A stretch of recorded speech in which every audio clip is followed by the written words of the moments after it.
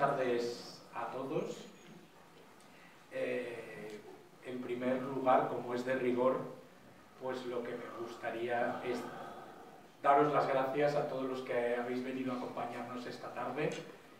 La verdad es que da gusto ver la sala así de llena, porque, bueno, pues porque sabéis que a veces cuesta movilizar a la gente con según qué asuntos, y cuando veis que la gente responde, pues es una satisfacción para nosotros.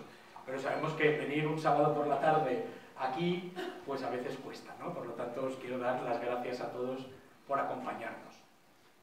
También quiero dar las gracias, que no se me olvidó, al Instituto Francés por acoger otro año más nuestro pequeño y modesto ciclo de cine, porque, bueno, porque comentaba antes, esta es una sala que a mí me parece especialmente acogedora, una sala de cine excepcional en un instituto como es el Instituto Francés, pero bueno, en una institución así me parece una sala de cine que es una joya, es un privilegio tener esta pequeña sala de cine, ¿no? Entonces, bueno, pues quiero también dar las gracias al Instituto Francés.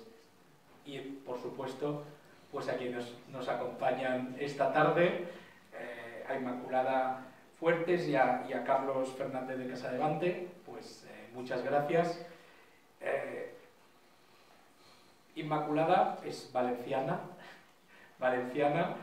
He estado hoy haciendo los deberes, que trabaja en el sector sanitario, pero yo, sobre todo, para mí trabajas ayudando a personas.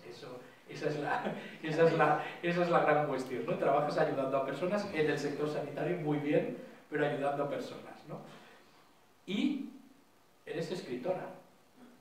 Sí, he trabajado, porque ahora actualmente ya mis manos no me lo permiten, me he dedicado a quiromasajista y bueno, las manos ya me pasan factura y no puedo hacerlo, pero hay que cobrar porque hay que comer, pero mi satisfacción era eso, que mi paciente se vaya diciéndome, me has dejado nuevo. Es una satisfacción. Entonces ya escribía pequeñas cosas, de ahí mi primer libro, unos relatos cortos, pero las escribía para mí, me animaron los amigos a hacerlo y lo hice. Retales de vida. Retales de vida. Lo digo como, por si acaso. No queda. No queda. Ni en Amazon, Ni se en encuentra Amazon. De todo, porque Nada. al final encuentras cada cosa que... Después, pues eso, dejas una etapa, que es en este caso la sanitaria, y te reinventas. No pensaba, yo soy de ciencias y no pensaba jamás dedicarme a las letras, pero bueno, esta vida es cambiar etapas.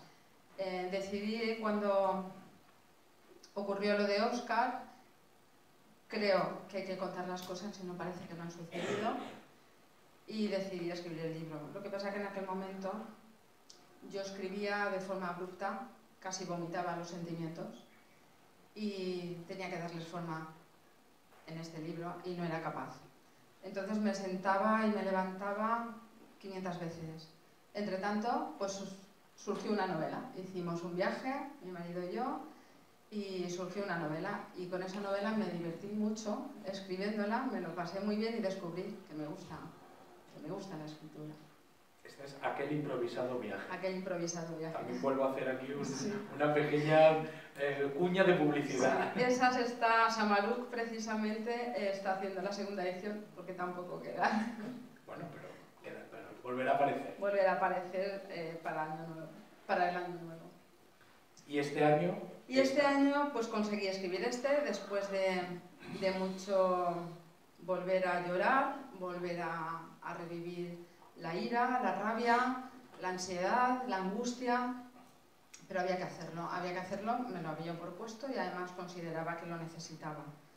Volví a ver aquellos escritos que vomité en aquel momento de forma brusca, volví a ver las fotografías, volví a revisar los documentos médicos, que mucha gente decían que no había ocurrido nada, y volví a revisar la sentencia para no dejarme nada en el tintero, para no equivocarme, porque hay gente con cierta maldad que piensa que cuando cometes un error es porque estás mintiendo.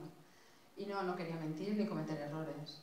Entonces quería corroborar mis recuerdos con las declaraciones. He incluido la sentencia precisamente por esa razón, Porque cualquiera que pueda pensar, bueno, estás contando tu historia, efectivamente, estoy contando mi historia, lo que nos sucedió y cómo lo vivimos en mi casa.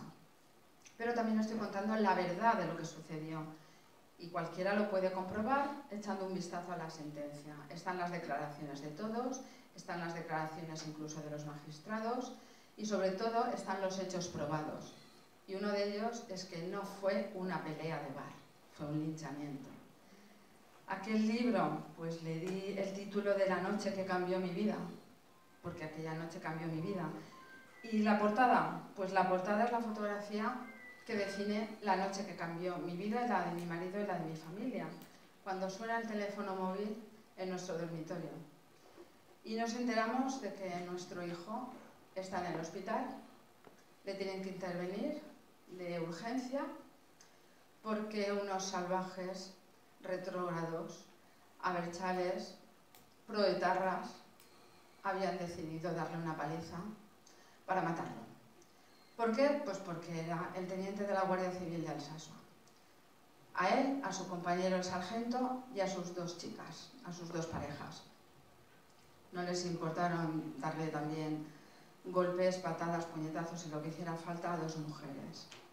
Eso no está contemplado por las feministas. Las feministas no las han defendido en ningún momento, ninguna de ellas. Y María José, la novia en aquel momento de mi hijo, tenía 19 años. Y mi hijo tenía 24 años. Se han esforzado mucho desde el entorno de los agresores en recalcar que son los jóvenes de Alsacia. Pues para su desgracia, esa es la clase de jóvenes, algunos jóvenes, me consta que no todos, los que tienen en Alsacia. Pero los otros 4, los agredidos, también eran jóvenes. También decían que se les había amargado la vida. Les habíamos amargado la vida se la amargaron ellos solitos, se podían haber estado quietos y no hubiese pasado nada. Ellos hubiesen seguido con su vida y mi hijo, el sargento y sus parejas también. Pero bueno, decidieron que no, que era un buen momento de hacerle ver al teniente que no lo querían. El odio sigue vigente, el odio, después Carlos hablará de cuando estaba ETA en pleno rendimiento, pero yo siempre digo que los miembros de la banda terrorista no han desaparecido, no se han volatilizado. Esa gente sigue viva, sigue viviendo y sigue pensando exactamente lo mismo y sintiendo exactamente lo mismo. Con lo cual el odio lo siguen transmitiendo a las nuevas generaciones, desgraciadamente, que les dan ya desde el biberón esa leche envenenada de odio. Odio no saben muy bien a qué, porque lo que defendían en un principio es indefendible. Más de 50 años de terrorismo, asesinatos, secuestros, extorsiones, torturas, exilios de mujeres, hombres, niños, se cometieron en democracia, cuando ya no había ninguna razón para matar porque se pensara de otra manera o porque se tuviese un determinado trabajo. A día de hoy, efectivamente, han dicho que no matan, pero no porque no quieran, no porque no les apetezca, sino porque no les interesa. Están sentados en el Congreso. La madre del cabecilla de los agresores de mi hijo la presentaron como cabeza de lista por EH Bildu por Navarra y la tenemos sentada en el Congreso pagándoles todos un sueldo público. Supongo que eso se lo dieron como premio a que no pudieron evitar que su hijo entrara en prisión, porque si su hijo tiene madre, el mío también. Y para cabezona en este caso, pues no me gana. Yo decidí escribir el libro, explicar nuestra historia y ceder todos los derechos. Todos mis beneficios van cedidos a 3 asociaciones que nos ayudaron en su momento. 2 presentándose como acusación particular, el colectivo de víctimas de terrorismo, y la AUGC, la Asociación Unificada de Guardias Civiles. Y la tercera, cariñosamente conocida como Los Polillas, la Asociación de Antiguos Alumnos de la Guardia Civil, que se hizo cargo de pagar el rehabilitador personal para que mi hijo hoy esté desarrollando su vocación, no su trabajo, su vocación. No quedara cojo con 24 años y a día de hoy, desde julio, sea capitán de la Guardia Civil. Así que yo no me voy a beneficiar económicamente de esta historia. Eso se lo dejo a ellos, el odio y lo que puedan sacar. Pues muchas gracias.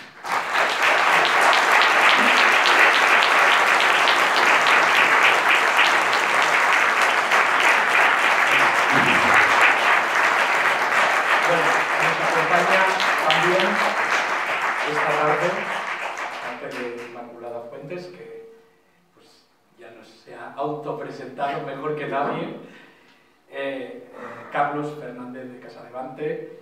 Él es licenciado y doctor en Derecho, es catedrático de Derecho Internacional Público y Relaciones Internacionales en la Universidad Rey Juan Carlos. Sí. Y además titular de la cátedra Jean Monnet, sí, del Derecho de la Unión Europea. Bueno, es una persona vinculada ya de hace mucho tiempo a la defensa de los derechos humanos, a la lucha contra el terrorismo, al apoyo a las víctimas también, que no es lo mismo, porque también hay que aclararlo, no es lo mismo luchar contra el terrorismo que apoyar a las víctimas, y es autor de un libro que también hemos traído hoy, que se titula ETA y el nacionalismo excluyente, testimonio para una memoria veraz. Bienvenido. Buenas tardes, gracias. En primer lugar, agradeceros el habernos invitado y vuestro trabajo, no solamente aquí en Cataluña, en Barcelona, sino también en el País Vasco y en Navarra, ¿no? Sois los únicos que organizáis algo en el País Vasco, ¿no? En mi provincia, en Guipúzcoa, no hay nada, en la sociedad civil está muerta. En mi caso, este libro, ETA y el nacionalismo, bueno, el título no es el mío, el título me lo impuso la editorial, por eso ETA y el nacionalismo excluyente. El mío era más directo, yo soy una persona directa, quizás demasiado, pero eso no se puede evitar. Mi título era Sucedió y hay responsables, testimonios para una memoria veraz, que me parece que refleja muy bien lo que yo quería decir, que sucedió, es decir, esto no es algo que sucedió deliberadamente, como lo digo en el libro, ¿no? No ha ocurrido por azar, sino deliberadamente, porque ha habido una ideología que lo ha querido y ha sacrificado a gran parte de la sociedad vasca y de otras partes de España, ¿no? Y testimonios para una memoria veraz, porque la memoria tiene que ser una memoria veraz. El nacionalismo vasco defiende la memoria compartida. Claro, les interesa una memoria compartida. ¿Cómo van a aceptar una memoria veraz, es decir, basada en hechos objetivos, que ponen de relieve que los asesinados, los extorsionados, los amenazados, los secuestrados, los desaparecidos, que hay 4, y los miles de desplazados, entre 150.000, 100.000 y 200.000 personas, pues esos no puede aceptar que todo eso es producto de su ideología política. Entonces, claro, por eso quieren, y como están en el poder, por eso quieren imponer esa memoria compartida, ¿no? Es lo que hablábamos antes, es una anomalía, ¿no?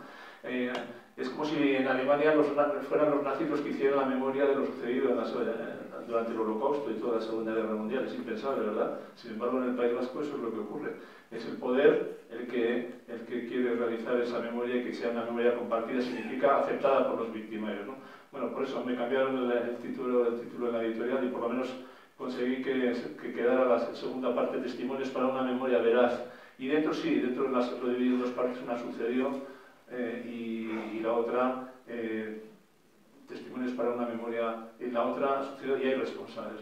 Bien, respecto a lo de sucedió, decía antes que fue deliberadamente, es una cosa, llama la atención, yo no me he dado cuenta de eso, no he sido consciente hasta hace poco tiempo, es decir, que el franquismo, la dictadura, lo padeció el conjunto de España. Sin embargo, el único país, la única parte de la geografía de España en la que el paso de la dictadura a la democracia fue acompañado, incluso ya durante la democracia y hasta fecha muy reciente, de asesinatos, de persecución, etcétera, etcétera, de todo lo que he dicho antes, solo en el País Vasco. Es decir, eso es una cosa para reflexionar. Y aquí, cuando hablaba de una memoria veraz, decía Sofía, hay responsables, ¿no? Recordaba mientras escribía el libro, os acordaréis cuando el asesinato de Miguel Ángel Blanco, que hubo una reacción social inmensa, y algunos salieron, muchos salieron con las manos blancas manchadas y decían, no son vascos, son terroristas. Pues cuando yo estaba escribiendo, fui consciente, se me ocurrió, no, eran vascos, eran terroristas y además eran nacionalistas. Es decir, que eso de que no son vascos, unir lo vasco a la bondad y el terrorismo como si no tuviera nada que ver, no. todos los terroristas, todos los que han ocasionado todo este daño, tienen una ideología determinada que es la nacionalista, el nacionalismo vasco, ¿no? Y eso es un hecho incontrovertible, ¿no? Y en mi caso el libro, pues es algo que yo tenía ganas de escribir, porque yo nazco en el 56 en Irún y toda mi vida ha estado acompañada de esta mierda, hablando en plata. En el 56, en el 68 asesinan a Melitón Manzanas en Irún, yo tenía 12 años, ese es mi primer recuerdo de todo esto. Recuerdo estando en la plaza de Urdanili, ahí cerca del Ayuntamiento de San Sebastián, una tarde de agosto, silenciosa, no había nadie, bueno, llamativo también, en pleno agosto, un verano, y recuerdo, y todavía estoy viendo a la viuda en el coche, esperando para llevar el cuerpo al cementerio, la estoy viendo ahí llevando en el coche, ¿no? Y luego, poco después, eso en el 68, poco después, 10 años después, a otro vecino de Irún que yo no conocía de nada, un constructor del que hablo en el libro, José Legasa Ubiría, es un constructor que en el año 76, en la transición, ahí había muerto Franco en la transición, recibe una carta de extorsión. Y este hombre para mí es un ejemplo de dignidad, no lo he conocido. Pero siempre me ha resultado, es para mí siempre y me acompaña siempre como un ejemplo de dignidad. Porque en el año 76, imaginaros, Francia, santuario de ETA, del terrorismo, este hombre recibe una carta de extorsión, el Estado no existía en el País Vasco. ¿Y qué hace? Se va a Francia y lo denuncia a la gendarmería. Los gendarmes le dicen que van a acompañarle al lugar al que le han citado, en un bar de Bayona, pregunta por la persona con la que tenía que entrevistarse, se identifica a la otra persona, entonces la gendarmería los detiene, los gendarmes, y después de un juicio cumple 1 año de prisión.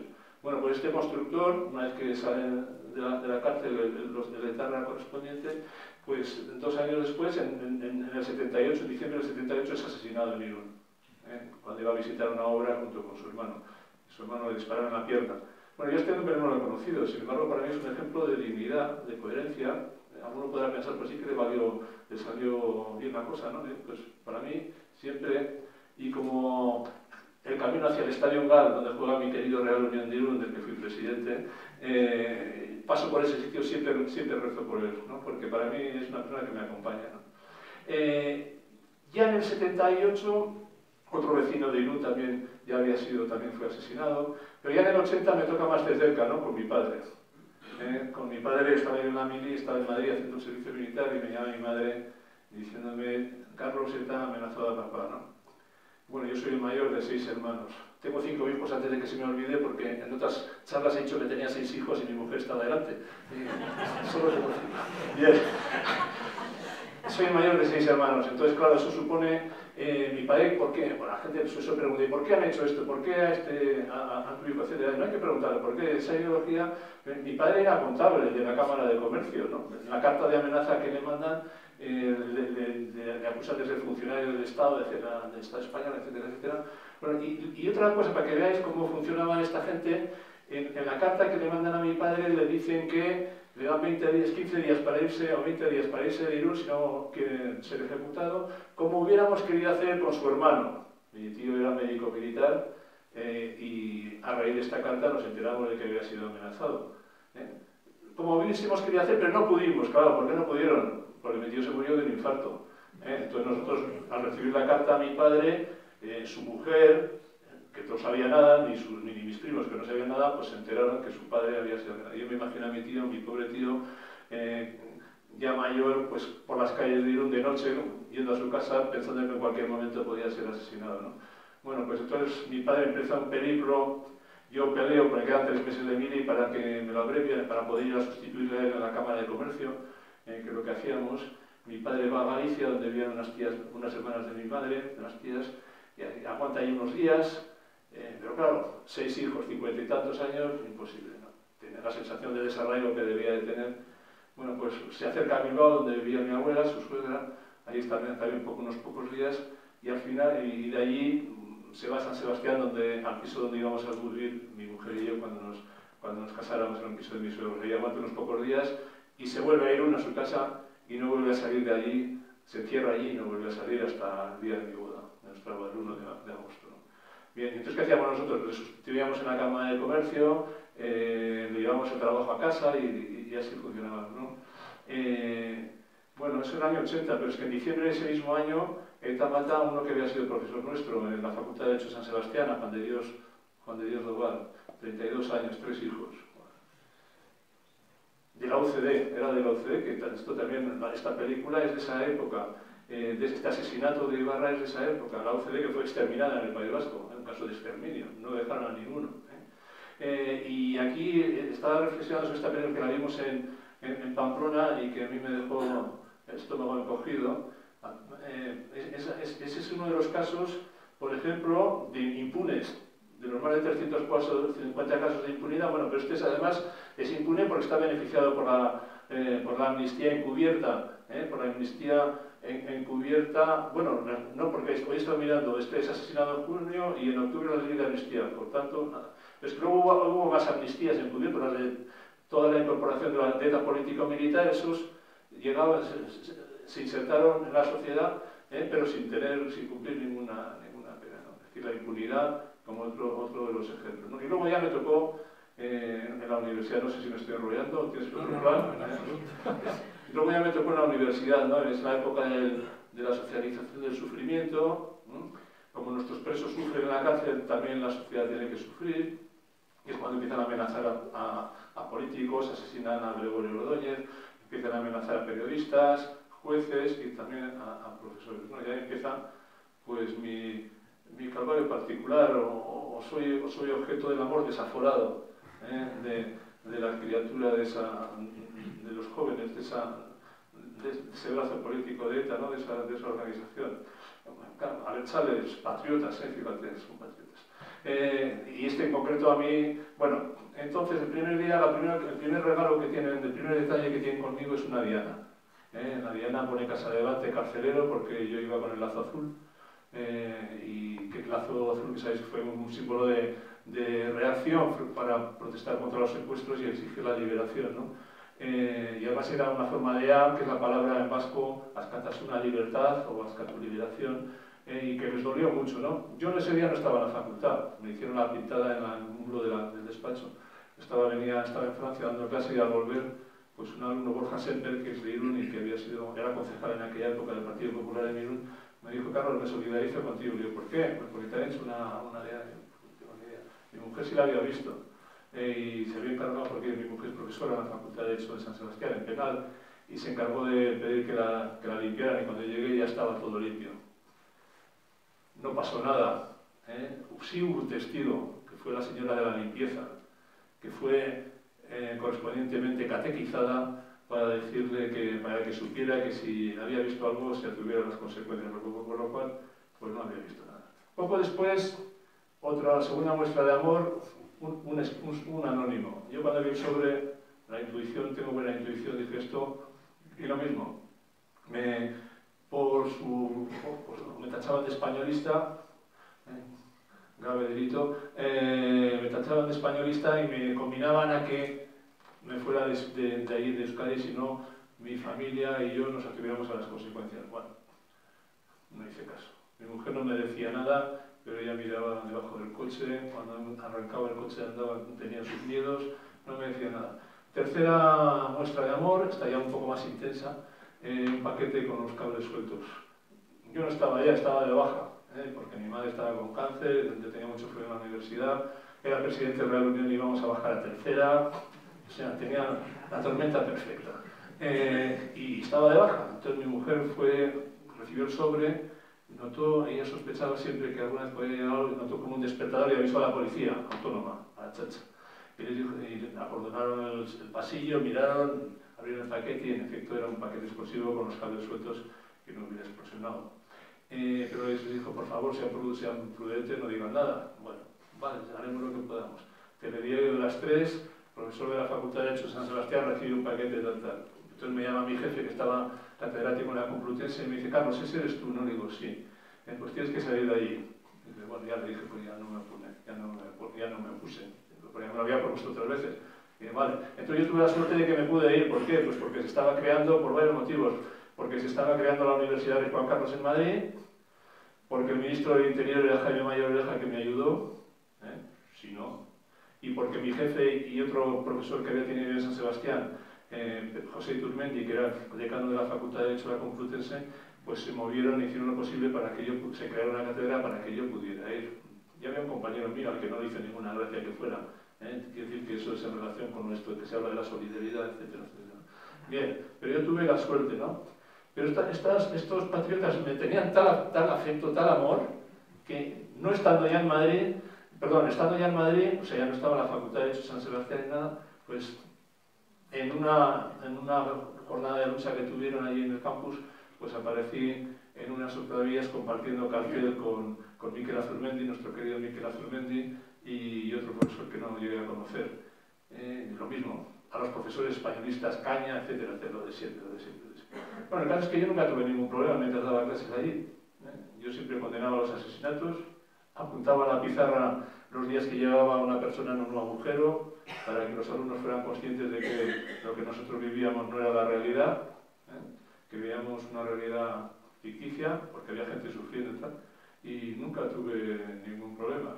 Alguna vez se fue un alumno y resultó que era uno de estos del sindicato de la Asociación de Estudiantes Patriotas, y Carla del Chalerac, pero nada, ninguna otra cosa, ¿no? Pero bueno, qué menos, ¿no? En una facultad de Derecho que no callar, eso pensaba yo. Pero debí ser de los pocos, pero bueno, no me arrepiento. En realidad, en Facultad de Derecho, hablando de derechos humanos, etcétera, etcétera, pues qué menos, ¿no? ¿Vas a hablar luego del tema de la Iglesia? Podemos hablar también. Bien, no, digo para no enrollarme yo ya en venir, ¿no? Entonces voy a terminar aquí ya. Ahora quería empezar por un tema que me interesa especialmente, y además que tu libro lleva en el subtítulo la palabra memoria.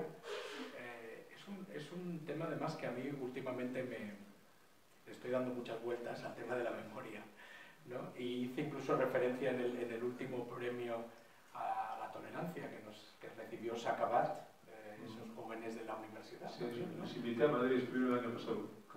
Pues hacía referencia a este tema de la memoria. Además, vuestro caso es especialmente interesante porque tú nos hablas de aquellos tiempos, hay tiempos en los que ETA estaba activa, ahora ETA ya no está activa, y ahora hemos entrado en ese periodo de construcción de la memoria, ¿no?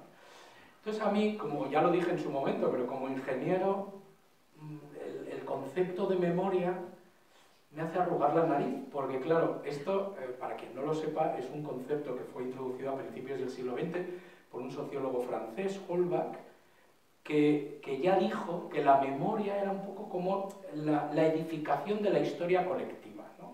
A partir de las memorias o los recuerdos individuales, cómo se construía esa historia colectiva. Pero lo más paradójico para mí como ingeniero es que eso es una historia o una reconstrucción del pasado que es cambiante. Y además que es cambiante según la ideología del momento. Y yo cuando ya oigo que una ciencia es cambiante, es como si a mí me dijesen, no, las leyes de Newton son cambiantes. Y entonces, un día aquí se aplican y otro día aquí no, porque alguien dice que no. Bueno, cuando dice que no, normalmente suelen ser ultra radicales que de repente dicen que aquí las leyes de Newton no entran. Por tanto, a mí como ingeniero ya me empezaba a sonar mal el tema de la memoria, ¿no? La memoria, de hecho, y tú lo has dicho bien, la memoria, el impulso al concepto de la memoria viene con la Shoah, viene con el Holocausto. Y quien construye la memoria del pueblo judío y de la Shoah es el pueblo judío, es decir, las víctimas. Como tú has dicho, ¿cómo podemos permitir que la memoria la construyan los verdugos? O sea, es una locura. Entonces, claro, a mí este concepto de memoria, como va de lo individual a lo colectivo, pues como memoria individual me parece estupendo, pero cuando se convierte en algo colectivo y además, de alguna manera, institucionalizado, por ejemplo, por el poder, pues empieza a ser muy peligroso, porque claro, el poder pues puede querer establecer una verdad oficial, que es la suya, y lo estamos viendo. En España lo que está ocurriendo es que el poder, de manos de los asesinos, lo que está haciendo es construir una memoria a su gusto y manera. ¿Esa memoria qué hace? Pues silencia a muchos de los que están aquí, ¿no? O silencia a vosotros, silencia porque es la memoria oficial que nos quieren imponer, básicamente, ¿no? Entonces distorsiona el pasado y lo curioso es que ya no se habla de historia. Y tu libro es estupendo, porque fíjate, memoria, también tienen memoria los que dieron las palizas en Alsasua, ellos tienen su memoria, pero eso no es historia. Historia, que es una ciencia, a pesar de que resulte paradójico, pero la historia es una ciencia porque se usa el método científico para investigar la historia se puede contrarrestar, o sea, puedes ir con documentos y decir, frente a la memoria de los asesinos en potencia, porque no llegaron a asesinar, porque no pudieron. No le asesinaron por minutos. Claro. Por minutos, porque no pudieron. Frente a la memoria está la historia, y la historia es su memoria, es la suya, y estará muy bien, desde mi punto de vista está muy mal, pero bueno, su memoria es lógico que la tengan. Pero frente a la memoria está la historia, y ahí están los documentos, y la historia es una sentencia judicial establecida por una institución de las tres grandes instituciones del Estado, que es el Poder Judicial, separación de poderes y por lo tanto el Estado democrático, que establece lo que es la historia. Entonces a mí su memoria, pues perdonen la expresión, pero me la repapinfla. Su memoria, pues que se la guarden para ellos. Pero lo que nos interesa es la historia. Y lo malo, no sé cómo lo veis vosotros, y aquí os lanzo la pregunta, ¿cómo estáis viendo esta construcción de la memoria? Porque lo que está pasando, a lo que estamos asistiendo es a la construcción de una memoria muy particular.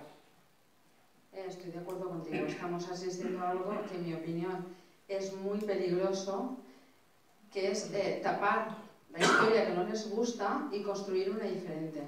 Yo en el libro precisamente digo esto y cuento esta historia diciendo que lo que ha pasado y no se puede cambiar. La historia solo es una y por mucho que tú quieras cambiarla y te la inventes y la pongas a tu gusto, no cambió. Lo que sucedió, sucedió y solo sucedió de una manera. En este caso me voy a centrar en la memoria que ellos quieren, en la parte que nos ocupa, que ellos quieren tapar, hacer desaparecer, blanquear, que es que ETA no existió. O sea, más de 50 años de terrorismo no existió, casi, ahora mismo me quedan casi 1000 víctimas asesinadas y no ha ocurrido, por no hablar de los miles y miles que hay de heridos, de exiliados que se han tenido que ir y de amenazados. O sea, vamos a obviarlo, eso no ha pasado, ¿no? Tenemos que olvidarlo, ser generosos. Ser generosos. Es que me repatea que me diga que tengo que ser generosa. ¿Por qué tengo que ser generosa? Que sean generosos ellos. Son los primeros que tienen que haber sido generosos para que todos pudiésemos vivir en paz. Es verdad que vivimos una guerra, claro que sí, pero la vivimos todos. Es verdad que vivimos una dictadura, claro que sí, la vivimos todos. Y aquella no la olvidamos. Aquella la tenemos que recordar. Y que está muy bien que se respete a los asesinados por un lado y por el otro. ¿Y estos qué? Estos no cuentan porque estos son mucho más actuales. Esto no podemos consentir que no se conozcan. Y lo que me preocupa es que hay mucha gente joven que no sabe lo que era ETA, que no sabe quién era Miguel Ángel Blanco, Gregorio Ordóñez, o los muchos que asesinaron, conocidos, ya no te digo anónimos, porque encima de la mesa la Guardia Civil puso la mayoría de los muertos. La mayoría de los asesinatos fueron de guardias civiles. Luego policías, jueces, políticos, pero la mayoría fueron guardias civiles y además escondidos, enterrándolos a escondidas. Los curas, que luego dice que hablará de la iglesia, los curas se negaban a hacer los entierros. Los entierros ni siquiera los llevaban a la iglesia, en los garajes de los cuarteles, deprisa, de noche y a escondidas. Y eso lo tenemos que olvidar y ser generosos. Encima te tenías que avergonzar, encima te tenías que escuchar, él algo habrá hecho. Y los hijos de esos guardias civiles, su pecado que era ser guardia civil, vivir en el cuartel, o ir en el coche con su padre a la hora de recogerlo del colegio. Esa memoria tiene que persistir y esa memoria nos encargaremos, si nos dejan, porque yo todavía tengo dudas de que nos dejen, nos encargaremos de mantenerla viva. Sí. La memoria también nadamos contracorriente. Hay una frase que yo he recogido aquí en el libro que me gustó mucho, de un vasco que fue, esto militó en el Partido Socialista de Euskadi, que dice: hubo muchos años que luchamos por la vida, hoy tenemos que luchar por la verdad. Y así es. Y así es. La memoria, pero una memoria veraz, como decía yo aquí, ¿no? Lo que tú has señalado es verdad, es lo que quiere el poder, ¿no? Vender su producto. Y dentro de esa venta de su producto, de esa memoria que trata de ser compartida para que los victimarios estén contentos, lo cual ya es la leche, en una memoria que igual a víctimas y a víctimas, eso es lo que lleva como consecuencia a que no tengan interés en que las nuevas generaciones no sean instruidas en lo que pasó, ¿no? En el País Vasco por lo menos. ¿Pero qué es la memoria? Bueno, la memoria son los hechos objetivos, pero también tenemos en el caso vasco lo que se ha hecho en el Parlamento, ¿no? Por ejemplo, hay un párrafo del preámbulo de la Ley Vasca de Víctimas, que es de 2008, que yo creo que hoy, 2022, no sería posible. No habría consenso para incluir esto en una ley en el Parlamento Vasco, y yo creo que incluso ni en el Parlamento Español. Dice así, respecto a la memoria, ¿quiénes han sido los victimarios? Las acciones de ETA no son casuales, ni sus objetivos y estrategias son fruto del azar o la improvisación. Ante la imposibilidad de establecer por vías pacíficas su proyecto totalitario y excluyente, pretenden imponerlo a través del ejercicio de la violencia terrorista, utilizando la sangre de personas inocentes, las víctimas, para aterrorizar al conjunto de la ciudadanía, buscando su desistimiento. Bueno, pues ahí el propio Parlamento Vasco reconoce, ¿no?, que ese trozo de quiénes son. Pero, por ejemplo, otro y este caso de un asesinado de Buesa, de Fernando Buesa, parlamentario vasco, en el Parlamento Vasco, que dijo lo siguiente: la colectivización producida por ETA, abre comillas, se dirige selectivamente contra algunos, especialmente contra quienes no estamos de acuerdo con la política que los partidos nacionalistas proponen, ni con la soberanía ni con la construcción nacional, entendidas como claves políticas que, de resolverse en el sentido que el nacionalismo reivindica, conducirían a la paz definitiva. Es decir, que elementos para construir una memoria veraz los hay. Lo que pasa es que el poder, en el caso del País Vasco, el poder no quiere porque la victimización a la que ha dado lugar, la ideología que defiende, es su ideología, es su proyecto político. Entonces no quiere hacer una memoria veraz, significa deslegitimar el proyecto político inherente a esa ideología. ¿Qué se ha conseguido de paso? Destruir la sociedad vasca. En la sociedad vasca no compartimos nada. Por lo menos, yo creo, los no nacionalistas no compartimos. Vamos a la bandera, la Icurriña. Es la bandera del Partido Nacionalista Vasco. ¿Qué más me da que esté en el Estatuto de Autonomía? Por buena fe o ingenuidad de esa generación de políticos que instalaron la democracia. El himno de la Comunidad Autónoma Vasca, que no lo sabe nadie, se titula Himno a la etnia vasca. ¿Cómo sería la letra? Que el primer lehendakari Aguirre, bueno, en la República le quitó la letra. ¿Cómo sería? El escudo. Si os fijáis en el escudo de la Comunidad Autónoma Vasca, hay una parte abajo que son unas rayas. Hasta ahí tenemos que dar la nota. ¿Por qué son esas rayas? Porque ahí estaba el escudo de Navarra, que el Tribunal Constitucional dijo que era inconstitucional, que eso era otra comunidad autónoma. Día de la Comunidad Autónoma, tampoco tenemos, no tenemos. Es el Día de la Patria Vasca, que celebran la Pascua de Resurrección los nacionalistas. Por cierto, con un origen también muy intenso, muy culturalmente muy prometedor. Fue el día, la Pascua de Resurrección, en el día en el que el hermano de Sabina Arana le dijo que había tomado conciencia de que no era español.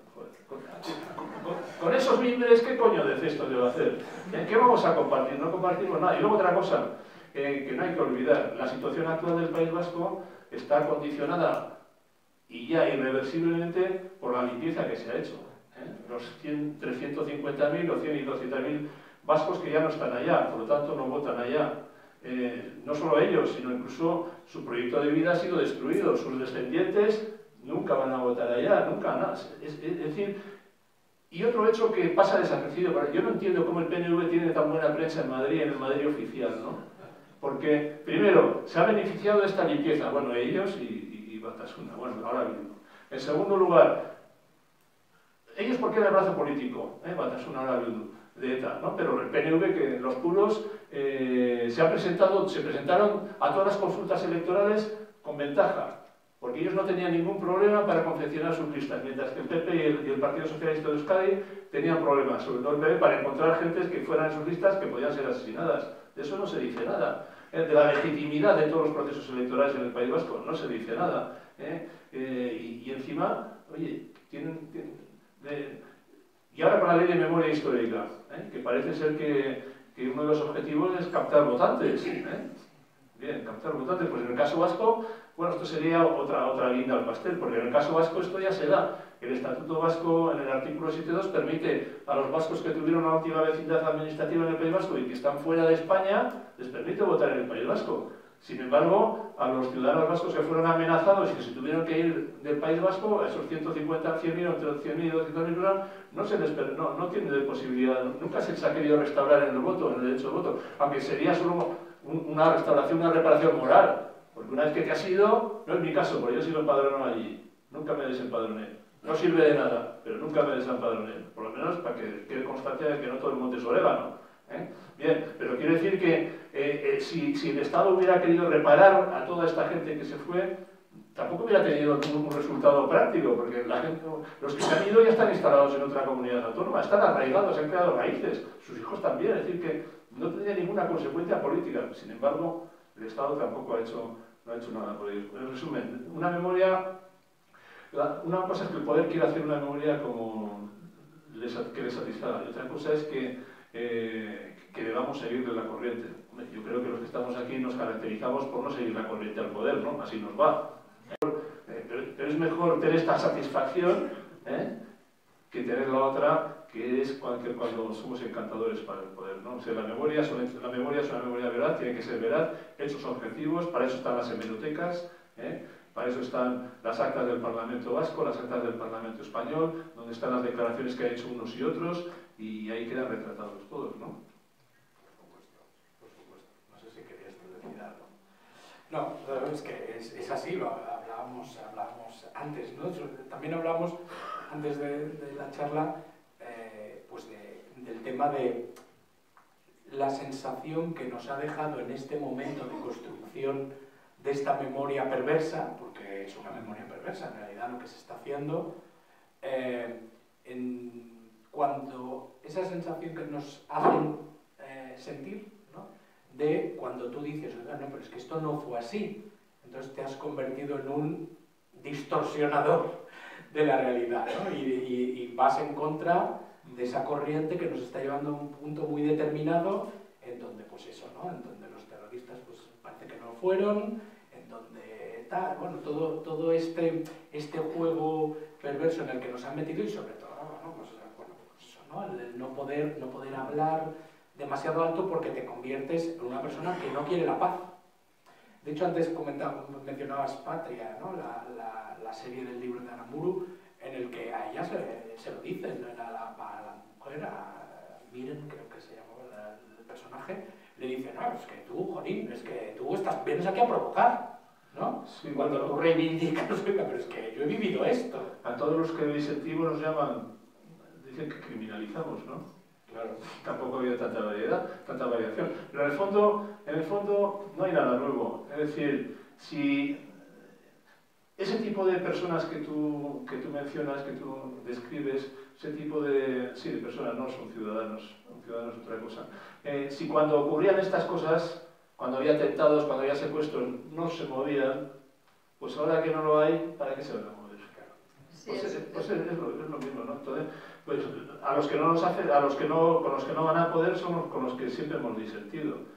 Y ya tenemos una edad en la que yo por lo menos no pienso rendir, ¿no? A estas alturas de la vida. Y sobre todo siendo de un club que me da tan pocas alegrías. Estoy bastante entrenado al sufrimiento. Bueno, hablamos antes que esto, al fin y al cabo, lo de allí y lo de aquí, salvando las distancias. A mí no me gusta comparar porque es incomparable, por supuesto, pero lo de allí y lo de aquí se ha nutrido por la gran zona gris. Toda esa gente, ¿no? Todo ese cúmulo de ciudadanos que, bueno, ellos miran para otro lado, no provoques, no hables. Bueno, al final aquí también nos encontramos eso ahora, ¿no? Ahora está muy tranquilo, ¿no? Ahora la nueva memoria es eso, ¿no? Pero salvo el terrorismo yo no veo grandes diferencias, La imposición es la misma, la falta de libertad es la misma, la persecución es la misma. Tienes toda la razón, pero me cuesta personalmente comparar las situaciones en cuanto, gracias a Dios, aquí no ha habido muertos sobre la mesa. Pero da igual, tienes razón, en el fondo la situación de imposición totalitaria es exactamente la misma. Y el rodillo totalitario que devastó el País Vasco y lo dejó como está hoy, y estoy de acuerdo contigo, yo también creo que es una sociedad... Y el proyecto político es el mismo. El proyecto es el mismo, o sea, efectivamente. Yo tengo que decir que en el País Vasco efectivamente a los guardias civiles nos asesinaban y a los policías. En Cataluña no han asesinado, pero la persecución, el mal mirar, el insultarte y a partir de que hicieron el 1O, el llamar a tus hijos en el colegio, decir que estoy diciendo. Bueno, sí, pero ETA, no. Estoy hablando de ETA. Pero hemos dicho que ETA asesinó en Cataluña, pero el independentismo catalán también asesinó, es cierto, pero no al nivel, el número de personas, es indiscutible. Tienes razón que el independentismo catalán también ha asesinado, pero el fenómeno terrorista pues no es en ese sentido comparable en número. Por supuesto, en ferocidad y en nivel de maldad es exactamente comparable. Es igual, da igual que al final tienes razón, que maten a 5, a 10 o que maten a 800, bueno, al final el proyecto totalitario es el mismo. Me disculpo porque tienes razón, José, que es verdad que aquí también se asesinó gente. Lo que decía es, me cuesta comparar el fenómeno a nivel numérico, ¿no? Pero bueno, es que en el fondo, en esencia es lo mismo. Allí y aquí nos quieren asesinar, si no físicamente, civilmente. Da igual. Lo que pretenden es un asesinato civil. Por lo tanto, no nos eliminarán físicamente. Pero si nos eliminan como ciudadanos, pues nos eliminan igualmente al final, ¿no? ¿A qué nos empujan? Pues a unos, desgraciadamente, los empujaron a la tumba y a otros, pues pretenden empujarnos al exilio, al silencio, al callar y al siguana. De hecho, como decía antes, en el País Vasco no hay asociaciones de este tipo. Y en Guipúzcoa no hay ningún movimiento civil, ninguna sociedad civil. Claro, eso es una sociedad, la guipuzcoana, donde dominada totalmente la hegemonía del nacionalismo es total, ¿no? Entonces, pues claro, las voces como la mía no existen.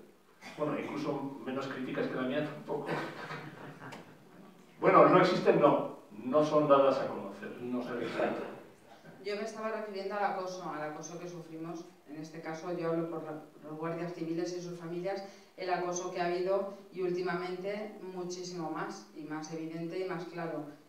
Y a raíz del 1O más todavía estar enfrente de las casas cuarteles con ollas, con sartenes, para que se vayan en plan aquelarre total, que eso a día de hoy esté sucediendo es intolerable y que se tolere es una vergüenza, porque si eso se hace contra cualquier otro colectivo, y no quiero nombrar ninguno, para no decir, es que comparas con... No comparo con nadie. Cualquier otro colectivo no se toleraría. Sería xenofobia, homofobia, lo que tú quieras. Sin embargo, contra la Guardia Civil o la Policía Nacional o los chanchas, mossos, me da igual, o las Fuerzas Armadas, se puede hacer lo que quieran con patente de acoso, no pasa nada.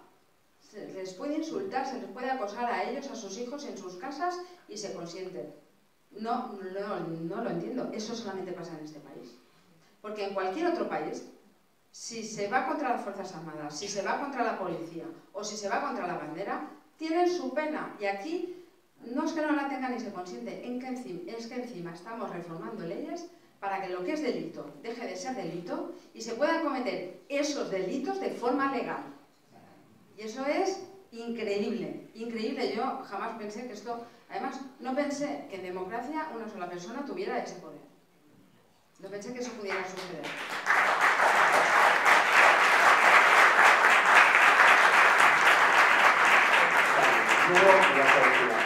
En relación con este enfoque, yo, mientras ETA está activa, lo de tu hijo, cuando ETA ya no está activa, en el fondo hay una cosa que debería preocupar, incluso a los propios nacionalistas, y es que la violencia que se ejerce ahora es por generaciones que no han conocido, que han nacido en democracia, que no han conocido el terrorismo, es decir, pero todos tienen algo en común, que es la ideología nacionalista vasca.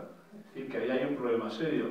Y el problema es más serio todavía porque resulta que empieza a haber miles de jóvenes que están más a la izquierda que Bildu todavía, o sea, más radicales que Bildu. Con lo cual, pues eso son todas las consecuencias de no querer tener una memoria veraz, de no querer instruir a las nuevas generaciones en lo que sucede, ¿no? Y bueno, cuando las cosas se hacen mal, la historia se puede repetir. Y eso debería hacer reflexionar a toda esta gente. Desgraciadamente hay un grupo de disidentes que sí, ya sí. llama a los etarras traidores porque no siguen asesinando. Sí, y estarían dispuestos a volver a coger las armas. Y a Otegi le llaman también traidor. Sí. Bueno, aquí también llaman traidor a Junqueras, todos se llaman traidores entre ellos. Aquí a ver quién es más puro, claro. Pero esa gente está dispuesta a coger las armas y volver a asesinar. Y luego otra cosa, en España a mí me llama la atención, somos un país, no sé, a lo mejor es que en algún pasaje del Génesis se me ha pasado, pero yo creo que en el Génesis debe estar escrito que en España ha sido una democracia ya desde la creación. Porque no entiendo cómo es posible que a las generaciones posteriores, bueno, que han nacido en la época democrática, no se les instruya lo que es la democracia. Yo pregunto a mis alumnos en Madrid, oye, y les digo, pero vosotros qué pensáis, que este es el estado natural del ser humano. Exacto. Bueno, la democracia también hay que cuidarla y hay que vigilarla. Y mira por dónde, al cabo, llevo esto diciéndolo hace años, y mira por dónde los peligros que ya la Comisión Europea ha empezado a llamar a avisarle al gobierno español, ¿no? Es decir, si no se instruye a la gente en el pasado, pues es imposible. Entonces, claro, las generaciones actuales, como decías tú, no saben, no conocen nada de ETA, no saben ni quién era Miguel Ángel Blanco. Pues, yo hace unos meses estuve en la Universidad de Valencia dando una conferencia que me invitó un colega, y yo cuando voy a estos sitios, pues si ha habido una víctima del terrorismo, por referencia, y ahí hay el profesor Broseta, un profesor catedrático de Derecho Mercantil que fue asesinado por ETA. Y les pregunté a los alumnos, y bueno, hice un recordatorio en memoria de este profesor, y ¿vosotros sabéis quién es? No tienen ni idea, y son de su propia universidad. Y digo, claro, pues si vosotros no tenéis la culpa.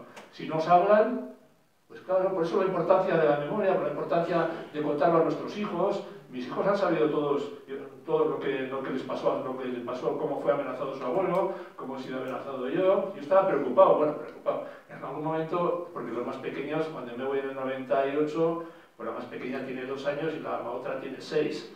Y al cabo del tiempo les pregunté, oye, vosotros, ¿sabes? Cuando yo me veíais que me iba todos los domingos a Madrid, que me decían, no. ¿Cómo era? ¿Pensabas que como era tu trabajo? Y yo, pues bueno, menos mal. Y además, como nos traía chocolate y galletas, pues, con lo cual, por lo menos eso no ha sido traumático para ellos.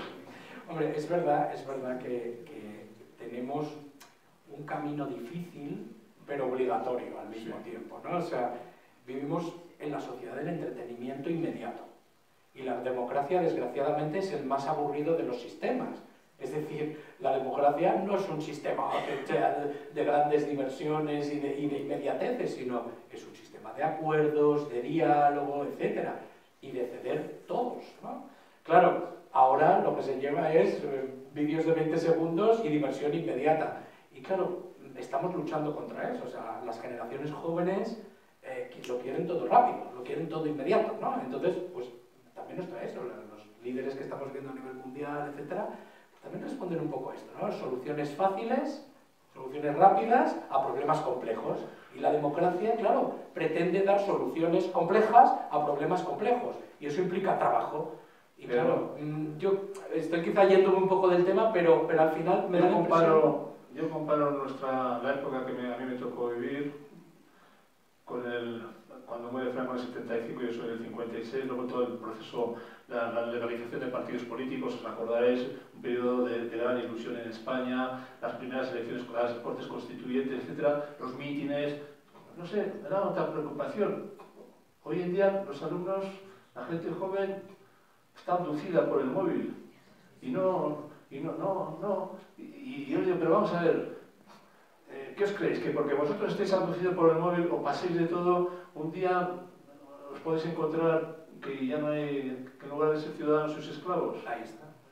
Y digo, bueno, a lo mejor a muchos no les importa ser esclavos porque siguen con el abducido, pero los que quieran ser ciudadanos, por eso hay que ser militante, ¿no? Hay que ser militante. Y bueno, claro, pues molestamos.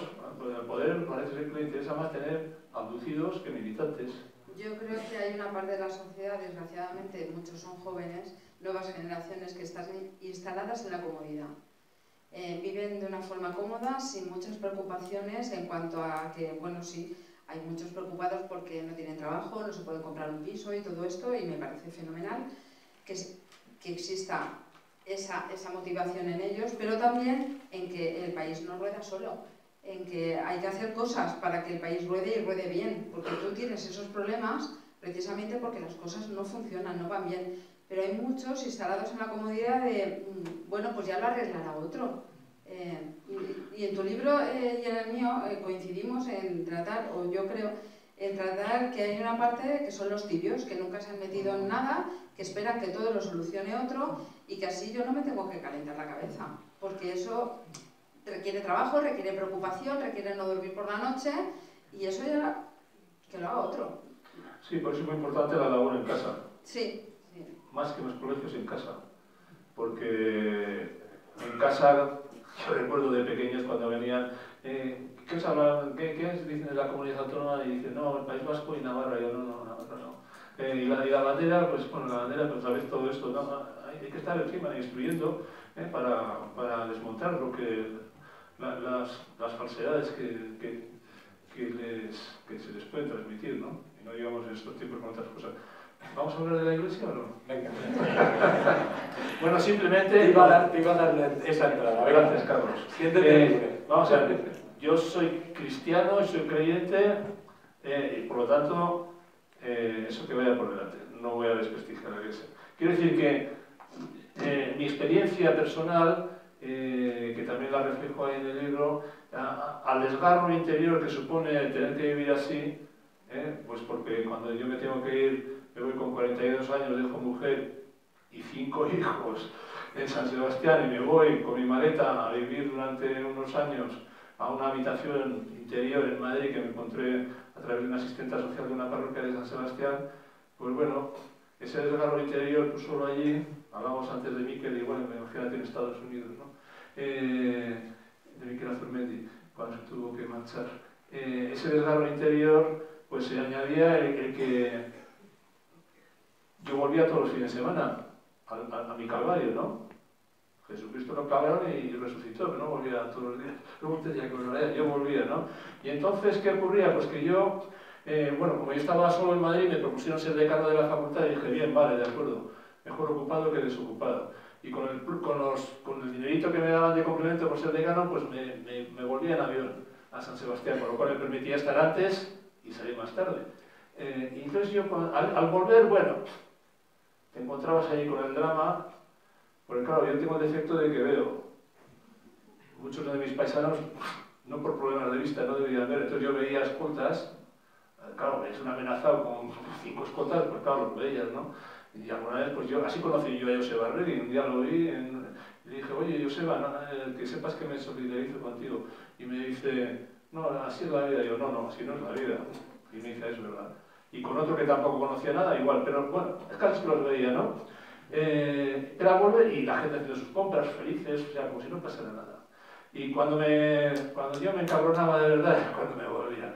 Porque en el aeropuerto, ¿qué veía yo? Yo veía empresarios, turistas, pero lo único que se iba a la fuerza era yo, ¿no?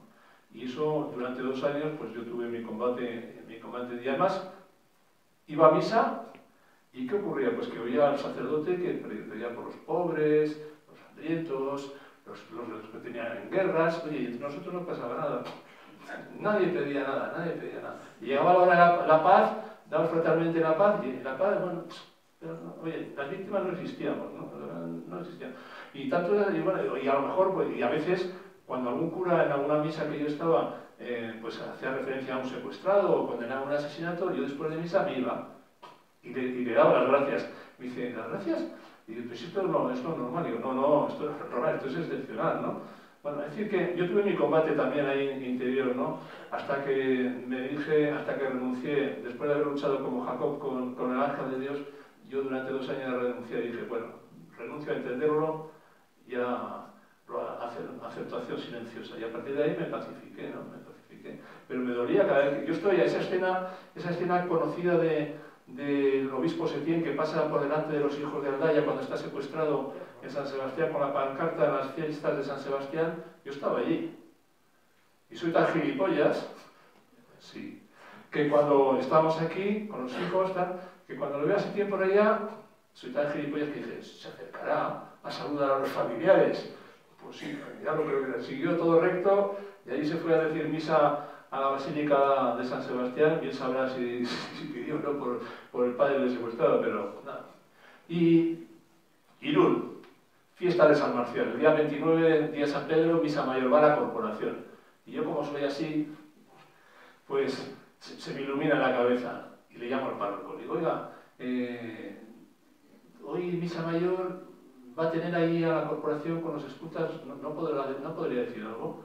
Dice, no es el día, no es el día, no es el día. Vale, me voy a Irún a la misa con tan mala fortuna para él que me lo vuelvo a encontrar. Digo, soy yo.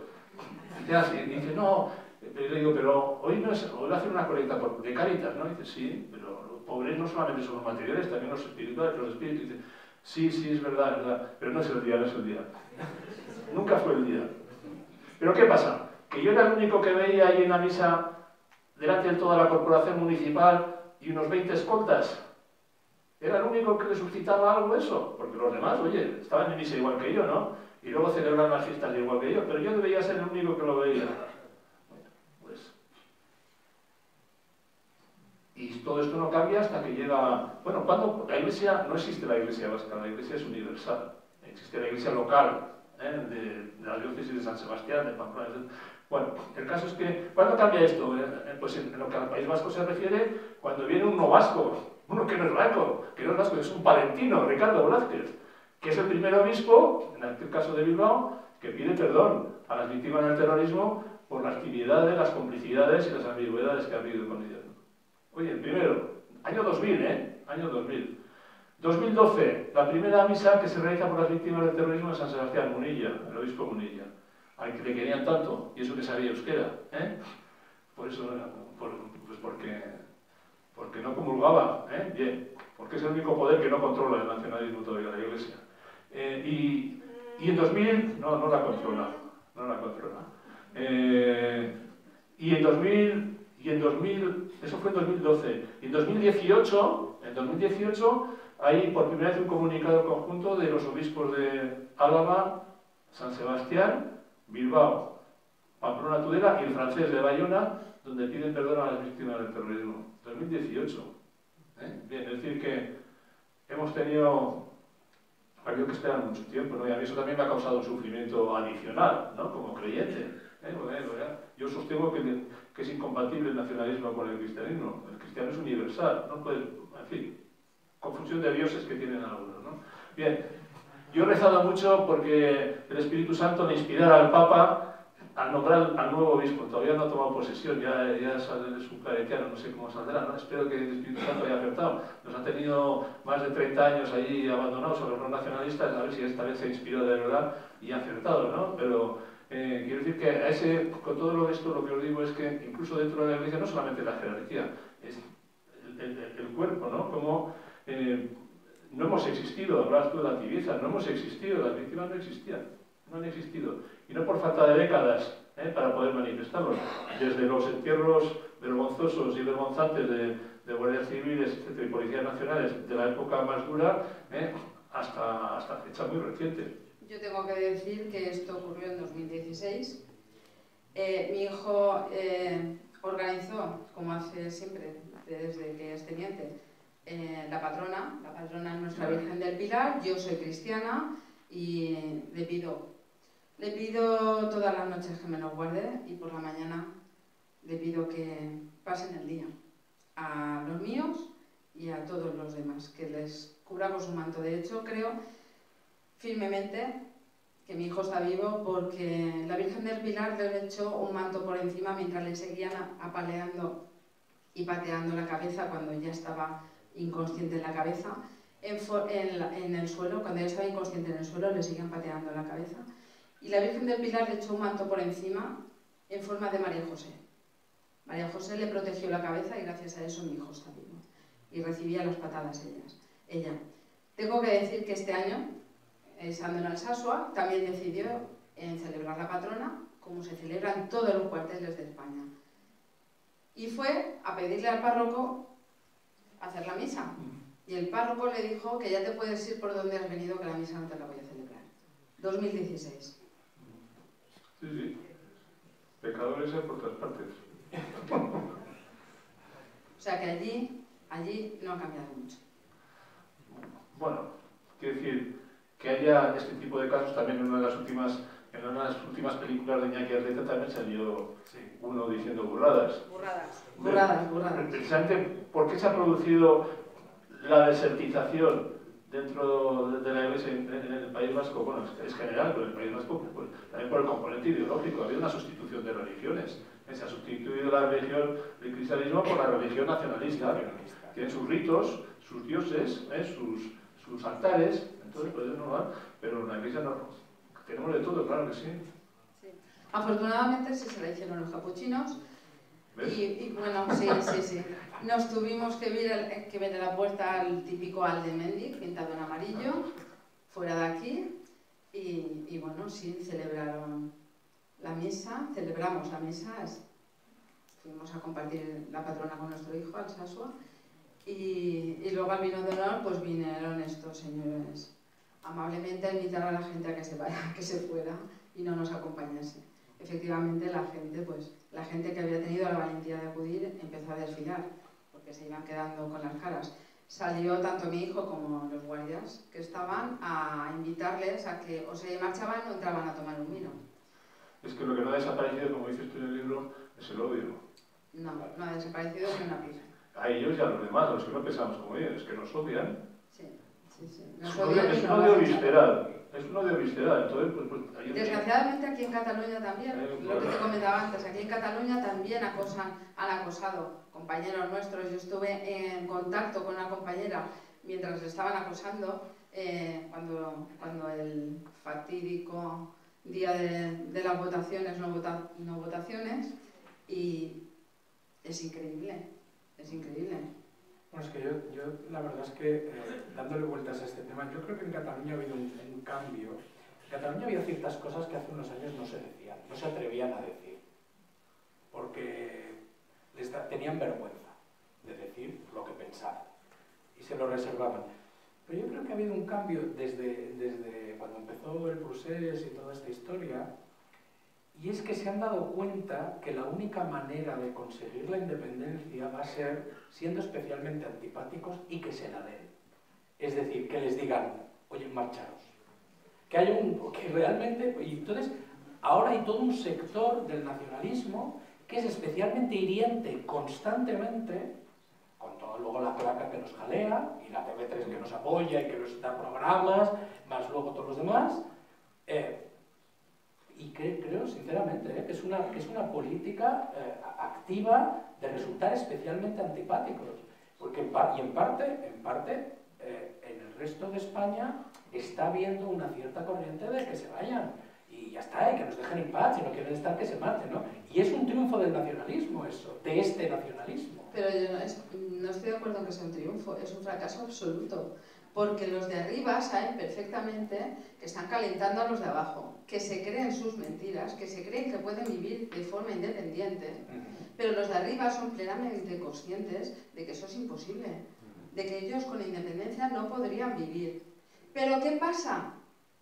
Que sacan todo lo que quieren, especialmente dinero. Esa es la verdad. Los de arriba son conscientes de qué tienen que hacer, calentar a los de abajo, para que les hagan el trabajo sucio y ellos llevárselo calentito. Es un modus vivendi el nacionalismo. Totalmente. Sí, es un montaje para perpetuarse en el poder, ¿no? De todos modos, en esa hipótesis hay un problema.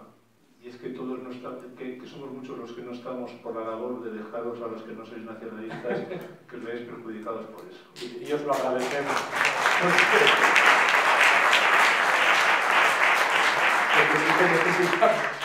Como vosotros en su momento, ¿no? O en su momento y ahora, porque en realidad lo que pasa es que ahora nos hemos igualado, en cierto modo, ¿no? Vivimos aquí en esta especie de matrix del nacionalismo que nos dice, no, aquí todo va bien y aquí no pasa nada, pero las cosas siguen estando igual o peor. Sí. Pero no, nos dicen, no provoquéis, no digáis. Lo vemos en la tele constantemente. Bueno, nos lo dice el ínclito Sánchez, ¿no? Nos está diciendo constantemente, fíjate cómo se ha pacificado Cataluña, lo bien que está todo. El País Vasco. Y el País Vasco, claro. Si lo tienes todo. A ver, mira, vamos a abrir ahora, como tenemos ahora 20 minutillos antes de acabar, si os parece, vamos a abrir un turno de preguntas, comentarios. Lo que sí os pediré para dar cabida al máximo número de gente que quiera hacer comentarios o preguntas es que no os extendáis en exceso, ¿vale? A lo mejor me pondré serio en algún determinado momento si uno se excede, ¿vale? Con toda la educación del mundo, pero es para que podamos hablar todos los que quieran, ¿vale? Ahí sí, hay José por ahí y aquí también. Yo no quería... Bueno, vale. Vale, pues bueno, primero José. Buenas tardes. Preséntate porque así a todos te conocen. Me llamo José Vargas y soy presidente de la Asociación Catalana de Víctimas del Terrorismo, de aquí de Cataluña. A ver, yo lo que quería puntualizar antes cuando ha comentado de aquellos curas que no querían decir misa en el País Vasco por las víctimas, aquí en Barcelona también los hemos tenido, porque yo, en una iglesia que hay al lado del monumento que hay en Barcelona a las víctimas del terrorismo, en Río de Janeiro, Meridiana, hay una iglesia muy cerca. Y en una ocasión yo fui a ese párroco, que no sé si sigue siendo párroco porque no he vuelto a ir a esa iglesia, le dije que por favor, a ver si podía hacer una misa, después del acto que hacíamos en el monumento, de hacer una misa por las víctimas del terrorismo. Y me dijo así, no. ¿Y por qué, padre? No. Entonces, al segundo no cogí, me di media vuelta y me marché. Entonces, no solamente ha pasado en el País Vasco y en Navarra, sino que también ha pasado aquí en Cataluña, concretamente en Barcelona. Sí, solo quería decir eso. Hay aquí otro. Hola, buenas tardes. Me llamo Antonio Barrio. Quería, cogiendo el hilo que ha dicho Carlos, de los 150 o 200.000 vascos que tuvieron que salir por piernas, ¿creéis que hay alguna cifra calculada en Cataluña de la gente que también haya tenido que salir? Recuerdo que hace 30 años o así, o 40, en el año 1980 aproximadamente, hubo el famoso caso de los 2.300 maestros que salieron en aquel momento ya. Hubo el manifiesto de los 2.300. Salieron. Lo que pasa es que sí hay un número que se conoce bastante bien, que es que cuando se publica la primera ley lingüística, bla, bla, bla, salen 14.000 profesores de Cataluña, lo cual es una clarísima limpieza del sistema para sacarse, como diría Ibarretxe, no era Ibarretxe el otro el de los Arzallus, sacarse los michelines. Él quería sacar, aquí pues hizo lo mismo, ¿no? Aquí se pone esta ley y lo que se hace es empujar a 14.000 maestros que se marchan de Cataluña, ¿no? Sí, solo era comparar porcentualmente si 150 o 200.000 representan prácticamente el 10% de la población o más, o el 15% de la población vasca, ¿qué porcentaje de catalanes han podido salir, o de gente que vivía en Cataluña, que hayan podido salir por culpa del nacionalismo que nos lleva 40 años? Bueno, eso si no lo sabemos, no lo sabemos. Y a Carlos comentarle que si no hubiese existido la Iglesia vasca, ETA no habría existido. O sea, que el apoyo recibido por parte de los curas vascos y Setién y compañía no habría existido. O sea, sí, no, yo me refería, no hay ninguna duda. No me refería a que no existe la Iglesia vasca en cuanto a denominación. Existen las diócesis de las distintas de San Sebastián, de Bilbao y de Vitoria, pero vasca como tal no existe la Iglesia vasca, porque la Iglesia es universal, ¿no? Que es otro de las palabras que hablábamos, es todas las construcciones del nacionalismo, ¿no? La seducción de las palabras, ellos son hábiles. Bueno, el nacionalismo en general siempre ha sido hábil. Por eso hay que estar atento, me llevan hasta el contrario. Hay el libro este excepcional que es el ETI, de la lengua del Tercer Reich, de Otto Klemperer, que era un lingüista que lo que hace es analizar cómo el nazismo jugó con las palabras para darles un significado completamente contrario al que tenían originalmente, ¿no? Porque el nacionalismo siempre ha sido muy hábil en jugar con las palabras y lo hemos visto en el País Vasco y lo vemos aquí constantemente, ¿no? Pero eso lo estamos viendo todos los días. Los políticos se inventan un lenguaje, lo retuercen, lo pervierten para decir lo contrario de lo que significa. Es increíble. Sí, sí, por supuesto. No sé si hay alguna pregunta más por aquí. Antonio. Espera, que te acercan el micro.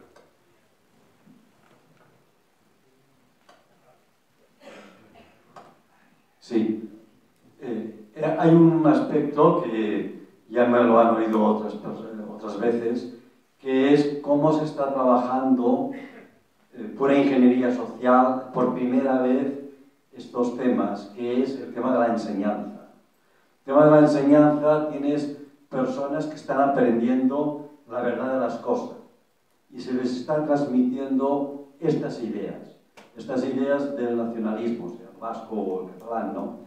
Esto está impregnando la manera de ver la vida de los niños que se hacen adolescentes y que cuando acaban el bachillerato, al cabo de pocos meses, puede ser que voten, ¿no? Esto está pasando cada día. Cada día millones de personas están recibiendo esta información. Y otro aspecto muy importante, aparte del tema de la edad, es que se hace muy lentamente. En el País Vasco se ha hecho una violencia muy rápida y muy violenta. Cataluña ha sido otro modelo. Ha sido mucho más lento. Cuando ha habido una protesta se ha retrocedido, pero al cabo de 2 o 3 años se ha vuelto otra vez con el mismo objetivo, ¿no? Es decir, la lentitud con que se está trabajando en Cataluña está haciendo que nos encontremos con una sociedad en los adolescentes y en los jóvenes totalmente distinta. Han mamado el nacionalismo y eso es muy difícil de tirar para atrás. O se recupera el control de la enseñanza o se va a producir pues, una secesión continua una detrás de otra. Yo estoy plenamente de acuerdo con este señor. Se ha trabajado muy bien en Cataluña desde hace muchísimas décadas en el adoctrinamiento. Lo han hecho perfectamente. Está perfectamente adoctrinada las nuevas generaciones. Tienen asumido que eso es su derecho, como el derecho que se inventó alguien, es su derecho a la autodeterminación y a considerarse por encima del resto. Porque cuando uno es independentista y quiere la autodeterminación, es porque se considera mejor que el otro. Es un sectarismo absoluto. Y eso lo han hecho muy bien. En mi opinión, siempre he dicho que hay 3 cosas que jamás debería de haber cedido el Estado, como Estado central. La educación, la seguridad y la sanidad. Esas 3 cosas jamás se deberían de haber cedido. Nunca.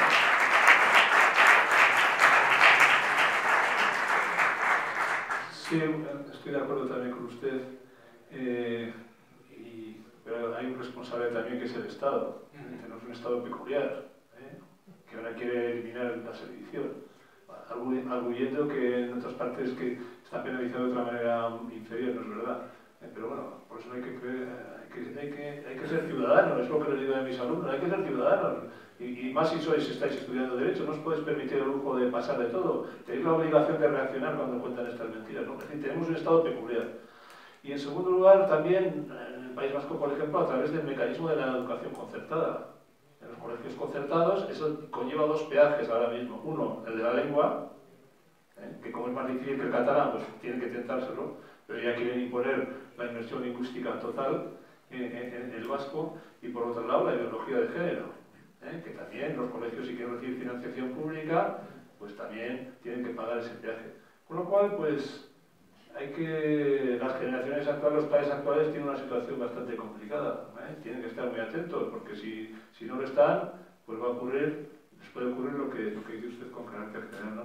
Pero siendo eso preocupante, yo creo que igual de preocupante es que tenemos un Estado que no existe, ¿no? O que está, y ahora un gobierno que está en manos de justamente los que quieren destruir el Estado, ¿no? Que es el nacionalismo en todas sus variantes, ¿no? Algo tan reaccionario como esa ideología, oye, resulta que la población la apoya. También es algo motivo de reflexión, ¿no? Mayoritaria, por lo menos en el País Vasco. Pues bueno, sí, motivo, nos tachan de reaccionarios a los demás y de criminalizadores, oye, y les parece lo más normal a la gente que votar una ideología que considera que al otro es inferior, ¿no?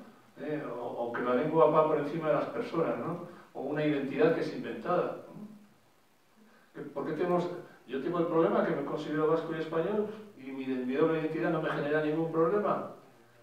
No serán los demás, no serán ellos, no son ellos, que además, no sé si estaréis de acuerdo, yo últimamente veo que la mayoría están amargados. Todos tienen cara amargada, parecen estreñidos.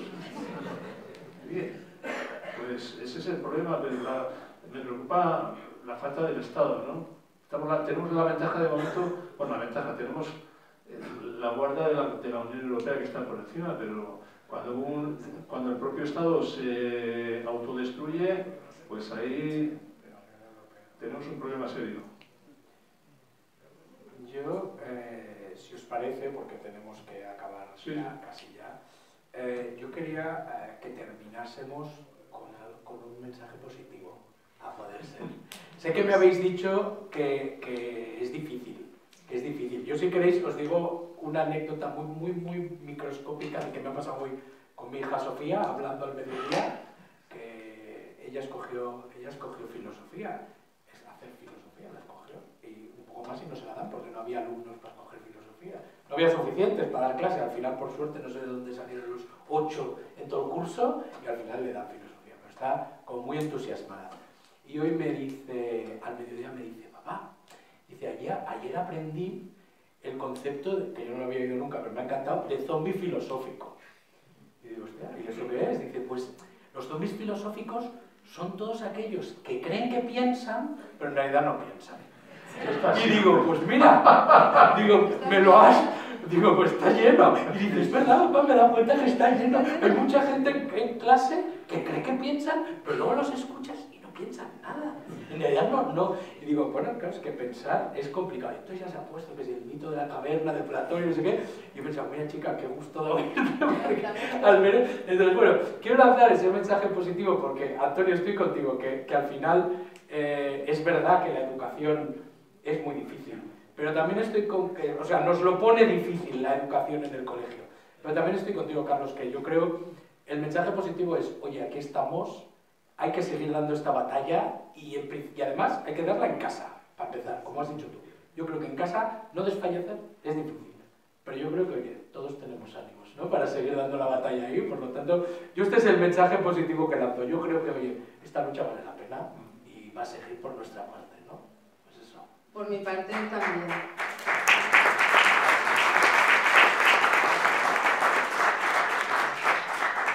Por mi parte me quedo con la parte positiva de la cantidad de gente que se ha volcado con nosotros, que nos ha apoyado, que nos ha transmitido su cariño y su apoyo. Y me he dado cuenta que efectivamente queda mucha gente que no está conforme y que de alguna manera pues lo hace saber. Y gente que ha perdido el miedo, en Navarra por ejemplo, gente que perdió el miedo y salió en manifestación espontánea a la comandancia y se reunieron allí 3.000, 4.000 personas en apoyo a guardias cívicos que tenemos aquí. Eso es importante. Si me permites, leo un pequeño párrafo que para mí es importante para agradecer en principio a todos los que habéis hecho el esfuerzo de acompañaros aquí esta tarde y a los que habéis pensado en nosotros para darnos esta oportunidad. Hoy me siento preparada. Creo que nunca se borrará de mi mente aquella fecha, aquella llamada, aquel viaje, aquel primer encuentro en el hospital, aquellos abrazos, aquellos llantos y también algunas risas. Las palabras de consuelo, las miradas en silencio, los dientes apretados y las manos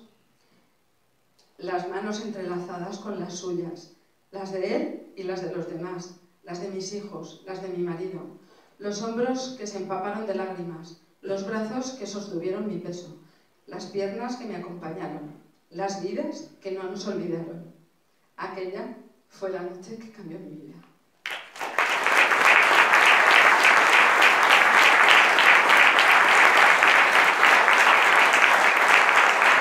No sumo a tus palabras porque estoy seguro que no voy a ser más optimista que tú.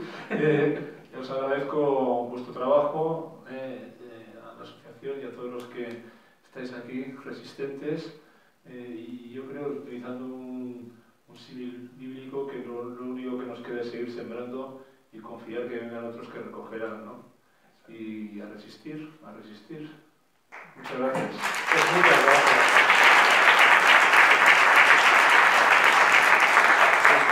Muchas gracias a vosotros dos por habernos acompañado. Yo creo que ha sido un rato que aquí podríamos seguir y seguir. Bueno, vamos a dejar, si os parece, 5 minutos, porque ahora el documental que viene ahora sobre Lagun, ¿no? Sobre la librería Lagun, que yo creo que todos conocemos. Yo creo que es un documental que vale mucho la pena, pero dejamos 5 minutillos para, pues eso, por si alguien quiere salir a refrescarse o ir al baño, y luego ponemos inmediatamente la película, y con eso cerramos ya el ciclo aquí en Barcelona de este año. Muchas gracias a todos.